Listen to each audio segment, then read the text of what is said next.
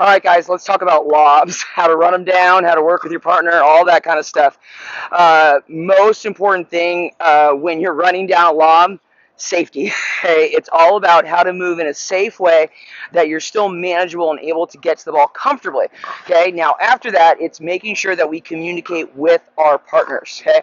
So, first thing that we're going to do just to work on our movement. If you see, I actually marked a path here. Okay, so one of the mistakes that players make when they run down a lob, okay, they'll start here and then they cut through. They go under the ball, kind of, and often watching the ball, and they kind of run into it. Okay? So one of the things that you want to think about is you actually want to overshoot the ball. So we're actually making like a little bit of a circle.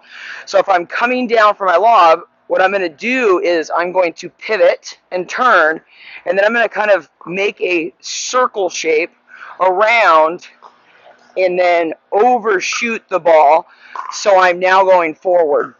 Okay, that's the ideal situation. Okay, couple of mistakes. Watching the ball the whole time. Okay, that one slows you down. You end up moving sideways. You kind of shuffle and get caught. Other thing that happens is it's kind of like a back pedal run. It's not a full turn and go. We really want to get that. You know it's a lob. You know it's going to be a good one. You know you can't take it as an overhead, because ideally, remember that if I can take it as an overhead, absolutely that's what I want to do. However, we often can't do that. So when I'm in my position at the non-volley line, okay, a couple important factors here. My paddle is out in a forward. I'm above the net. My chest is up. My hips are underneath me, okay? Now, if your opponent is like this, if they're compressed down, if their paddle's down here, that's the ideal time to lob. You've got someone out of position because they're trying to get low and stay low or whatever. You know, if I'm way down here and I'm squatting, hey, this is ideal, okay? Because for me to run down this lob, I now have to come up, get my paddle out, and then come around. That's more steps than you actually need to take. So if I'm always in this position, okay, which is our ideal position, remember, my paddle is towards the ball. My hips are here, so I want to be able to turn right, and I want to be able to turn left. Okay, those are signals that you are ready to take an overhead or a lob or any of those types of things. You see your opponent's paddle down, you're struggling like this. Especially, this is the big one. I see people, their chest is way down like this.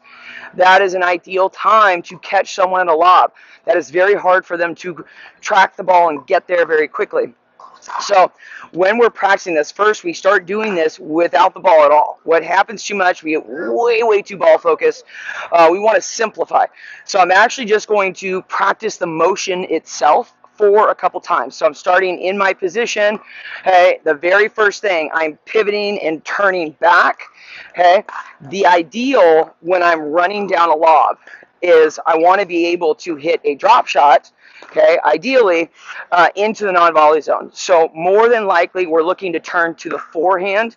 That is going to be a lot easier to hit on the run versus a backhand, okay? So I'm immediately going to turn and pivot where I'm moving towards a forehand space, okay? Then what I'm doing is I want to see where the trajectory is in the beginning. So I'm trusting, okay, that's where the ball is going. So now I overshoot it, turn, and now I'm kind of in my drop position, kind of mimic the shot, and then I'm going to come back forward, okay? Now, also a mistake that's made is we go and we track that lob down, we get it, and then we race back up to the net.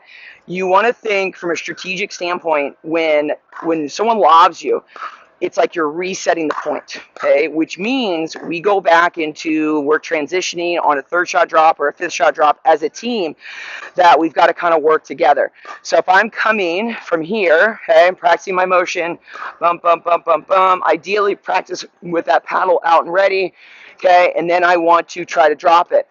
Now, we'll get into positioning a little bit with our partners in a little bit, but right now we're just going to do this a couple times.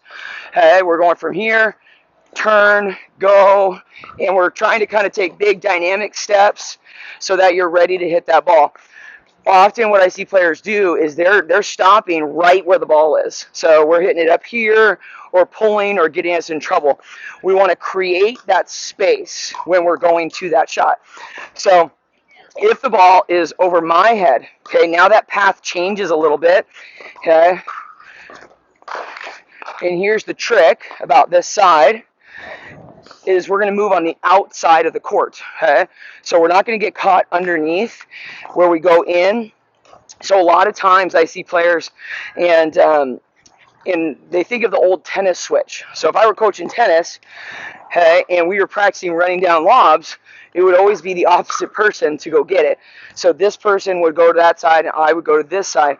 However, that is very, very hard for most people to come from here, run down that lob, and then hit a backhand drop shot.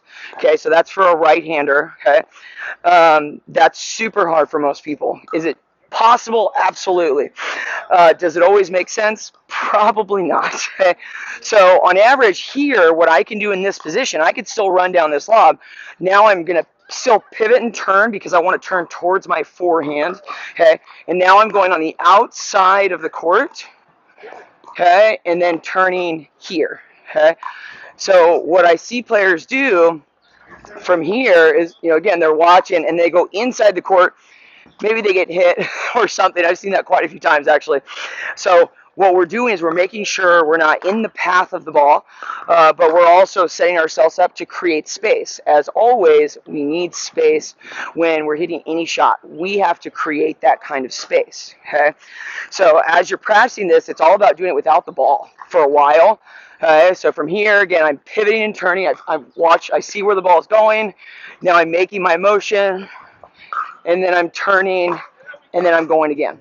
I know finding good pickleball instruction locally isn't always easy. That's why we created the online version of my Pickleball Academy. As a member, you have access to a collection of courses, lessons, drills, workouts, tips, and more. It's like having access to me anytime you want.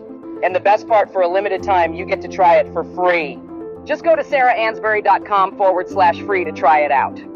I can't wait to see you on the inside